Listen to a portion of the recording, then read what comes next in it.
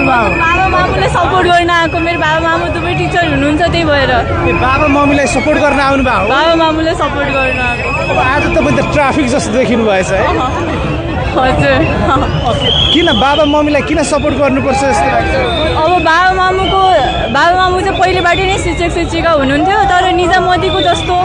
होइन केही पनि छैन यतातिर कति खटेर आउनुपर्छ त्यही पनि केही नै छैन सुविधाहरू हुन पर्यो टिचरलाई त्यही भएर आएको सबै टिचरहरूको लागि आएको म चाहिँ आज आउनु भयो कि योभन्दा अगाडि पनि आउनु भयो होइन आज मात्रै आएको म कलेजमा गएर आएको कलेजबाट भनेपछि अब बाबा मम्मीलाई सपोर्ट गर्नको लागि छोरी पनि सडकमा आए हजुर के छ त यो बाबा मम्मीले न्याय पाउनु होला जस्तो लाग्छ त खोइ पाउनु पर्छ जस्तो लाग्छ मलाई पहिला पनि यस्तै भयो अब त्यस्तो भएन होइन भने जस्तो भएन तर योचोटि चाहिँ हुनपर्छ भन्ने चाहिँ हो मेरो भावना चाहिँ किन सरकारले किन चाहिँ नसुनेको जस्तो लाग्छ तपाईँलाई सरकारले यस्तो लाग्छ मलाई पहिला पनि भएको त थियो है तर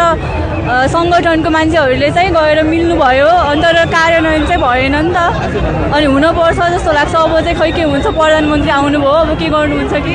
यहाँ आज सिटी आन्दोलन भइरहेछ है सिटी फुकेर सरकारले सुन्देला त खै सुन्नुपर्छ जस्तो लाग्छ अब के हुन्छ हेरौँ सुनिदेओस् भन्ने छ मेरो चाहिँ भावना सुनिदिनु पर्छ जस्तो पनि लाग्छ सुनिदिन नि पर्छ यति धेरै शिक्षक शिक्षिकाहरू आउनु भएको छ सबै ठाउँबाट जस्तो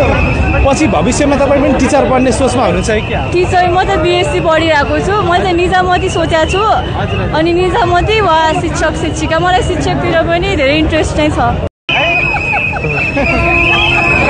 बाबा मामुले सपोर्ट गर्न आएको मेरो बाबा मामु दुवै टिचर हुनुहुन्छ त्यही भएर बाबा मम्मीलाई सपोर्ट गर्न आउनु भयो बाबा मामुले सपोर्ट गर्न आएको आज तपाईँ त ट्राफिक जस्तो देखिनु भएछ है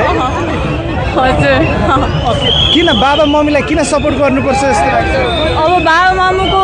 बाबा मामु चाहिँ पहिलेबाटै नै शिक्षक शिक्षिका हुनुहुन्थ्यो तर निजामतीको जस्तो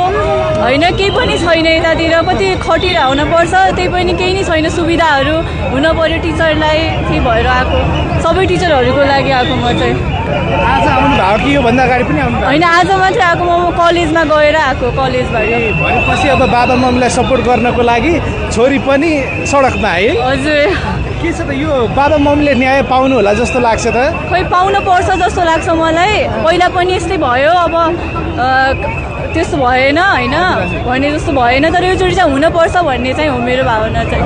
किन सरकारले किन चाहिँ नसुनेको जस्तो लाग्छ तपाईँलाई सरकारले यस्तो लाग्छ मलाई पहिला पनि भएको त थियो है तर